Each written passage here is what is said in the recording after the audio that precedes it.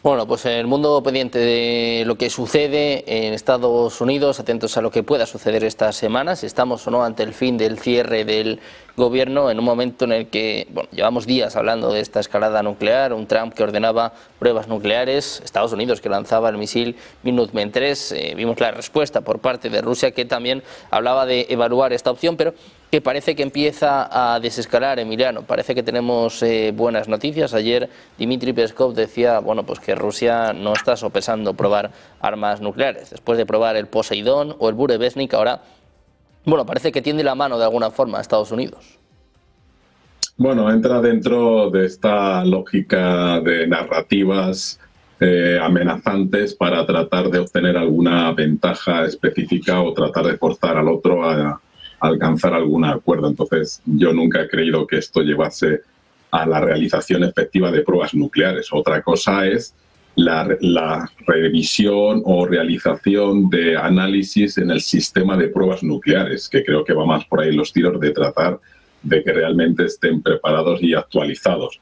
Y eso sirve como excusa para decirle al contrario que están haciendo pruebas nucleares. Ni Estados Unidos creo que está en condiciones de hacerlas y incluso legalmente pues tiene algunas repercusiones en el ámbito internacional, ni Rusia tampoco. Es decir, las últimas pruebas nucleares que hicieron de forma real y efectiva fueron en los años 90 y a partir de ahí con los tratados START y New START pues se supone que habían llegado a un acuerdo para no volver a realizar este tipo de operaciones e incluso la propia China también ha venido a señalar que no es preciso que se llegue a este tipo de pruebas reales y efectivas que pueden tener un impacto muy negativo, tanto desde el punto de vista medioambiental como desde el punto de vista, digamos, económico, porque alteraría otra vez los mercados que ya están sufriendo bastante otras variables. Entonces, bueno, pues creo que seguiremos escuchando la invocación de la palabra nuclear, pero de ahí a un ejercicio o a un uso queda un largo trecho. Bueno, pues de momento nos vamos acostumbrando a esta escalada bélica, a esta escalada retórica, a estos órdagos nucleares. Adrián, ¿en qué puede quedar esto? Parece que Trump también está suavizando el tono, Rusia de alguna forma tiende la mano. ¿Crees que hay opciones de lo que decía Emiliano, de que se vuelva a firmar un acuerdo como el New START? Bueno, yo creo que Emiliano lo ha descrito muy bien, ¿no? Vamos a ver, efectivamente han jugado todos ellos con el lenguaje o con la ambigüedad del lenguaje para, de alguna forma, transmitir, digamos, agresividad con respecto a la otra parte, pero con la suficiente ambigüedad como para poder precisar, matizar y para algunos rectificar más adelante, ¿no? En el caso de Trump hizo referencia a pruebas nucleares, pero todo el mundo interpretó que estaba hablando de otra cosa. En el caso de Rusia se hizo referencia a que en el Consejo de Seguridad se había hablado de aprobar el análisis, una cuestión también, una ambigüedad calculada, ¿no? Aprobar el análisis, decidir el análisis del posible interés de poner en marcha pruebas nucleares, ¿no? Bueno, al final es un tipo de lenguaje que por el concepto nuclear pues siempre adquiere una trascendencia mediática y de imagen muy alta, pero que efectivamente, pues como era lógico de esperar, pues hay que dar por supuesto que se va a acabar diluyendo, ¿no? La cuestión es ¿por qué? ¿Por qué sucede todo esto, ¿no? Y claro, el punto de partida es, como casi siempre, muy probablemente este estilo de gestionar las relaciones internacionales tan especial que tiene Donald Trump. Es decir, que es una amenaza tras otra, amenazas que ni siquiera necesitan ser consecuentes, porque este es un rasgo muy característico de la forma de hacer política de Donald Trump, que no le importa en absoluto la coherencia, ¿no? Y esto es un problema, pero es también seguramente desde su punto de vista una ventaja. Le permite decir en cada momento lo que quiere sin preocuparse de que esto tenga algo que ver con lo que ha dicho la semana anterior, ¿no? Y esto es un defecto, pero ya digo, es una habilidad, porque esto psicológicamente es algo que a todas las personas nos cuesta, ¿no? Él no se preocupa no solo de ser coherente, sino ni siquiera de justificar por qué está haciendo o diciendo exactamente lo contrario del día anterior, ¿no? Bien, dentro de esa constante cambio en los planteamientos en política internacional y esa constante manifestación de agresividad, ¿no? Estados Unidos se encuentra en un momento, bueno, Estados Unidos, esa imagen de agresividad que quiere mantener constantemente Donald Trump se encuentra en un momento difícil, por un lado porque de alguna forma ha tenido que dar marcha atrás en lo que ha sido el diálogo o la imagen constante de agresividad en el caso de Ucrania, pues trasladada a la entrega de misiles a Ucrania de misiles de largo alcance Tomahawk, ¿no? En el momento en que de una forma u otra pues tienen que decir que no, que esto ya no se va a hacer, pues Donald Trump se siente en la obligatoriedad de trasladar su agresividad a otro contexto que muy claramente fue el caso de Venezuela y la posibilidad de un ataque masivo, es decir, incluso de una guerra contra Venezuela. Pero nos encontramos unos días después, unas semanas después, con que esto se desactiva muy probablemente porque no había realmente una intención de abordar un ataque terrestre que hubiera supuesto el desplazamiento de cientos de miles de tropas y con un resultado bastante más que dudoso para Estados Unidos, y también por el firme apoyo a Venezuela por parte de Irán, de China y sobre todo de Rusia, ¿no?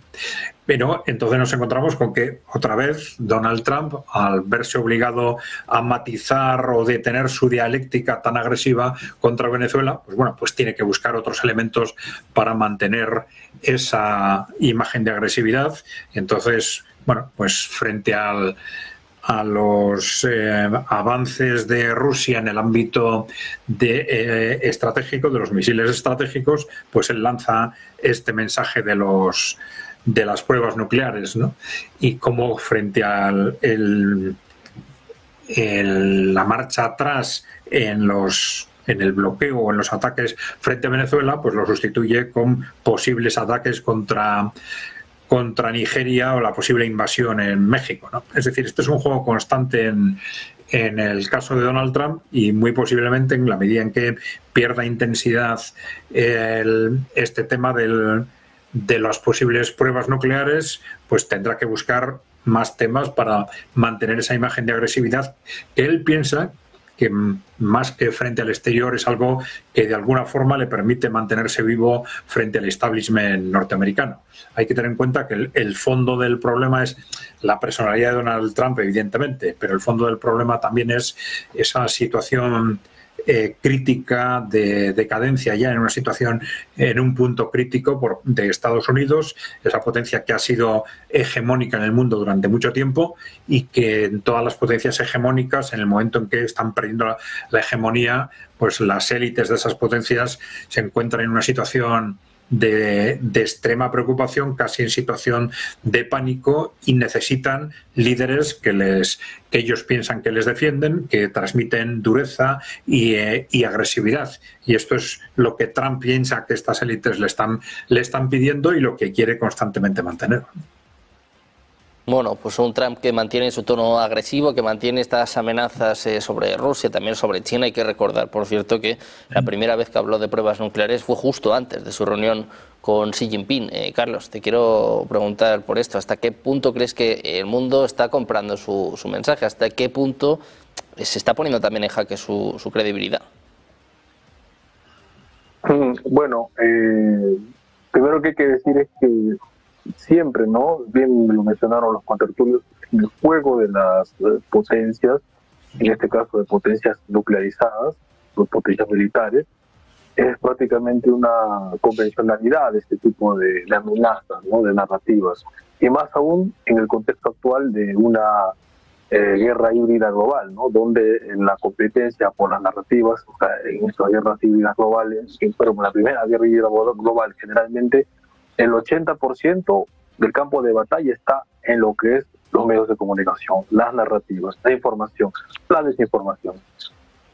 Entonces ellos están en una pugna, ¿no? Por, claro, generar esa expectación frente al público, ¿no? A nivel mundial, esa tensión, que al final de cuentas, yo no digo tampoco que, o sea, que esto solo se va a quedar allí, ¿no? No, al final de cuentas, todo tipo de armas se han usado, que se han inventado, que ha desarrollado la humanidad, en algún momento se han usado.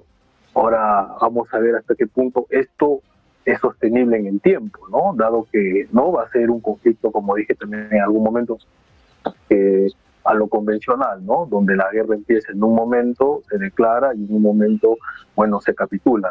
Eso no tiene nada que ver en el tipo de confrontación actual en la que estamos, multidominio militar, económico, financiero, mediático, cognitivo, etcétera. Tenemos pues que todas estas aristas están en constante evolución, dinámica, ¿no? O sea, esto está para largo, ya lo hemos repetido también. Y otra cosa también decir, ¿no? Más allá de toda esta hipocresía internacional que se vierte en los grandes medios de comunicación occidentales, para hacer pruebas de ese calibre no se necesita ni pedir permiso ni avisar tampoco. Si Estados Unidos lo puede hacer, lo va a hacer. Y si Rusia lo tiene que hacer, lo va a hacer sin mediar en palabra alguna, ¿no? Nos enteraremos después, ¿no? Cuando ya se hizo, etcétera, etcétera. Entonces, eso también es parte, ¿no?, del juego de las superpotencias y generar ese efecto, ¿no?, de tensión a escala mundial, sobre todo a nivel mediático, donde la población, sobre todo implicada en las superpotencias, se ve afectada por estas narrativas, principalmente, ¿no? Porque en este juego, tener justamente la batuta en cuanto a los medios de comunicación, en cuanto a capacidad de ejercer injerencia, ¿no?, dentro de las dinámicas bélicas, es prácticamente una cuestión categórica que hace que justamente sean lo que son las superpotencias y lo que las distingue de aquellos países que no lo son.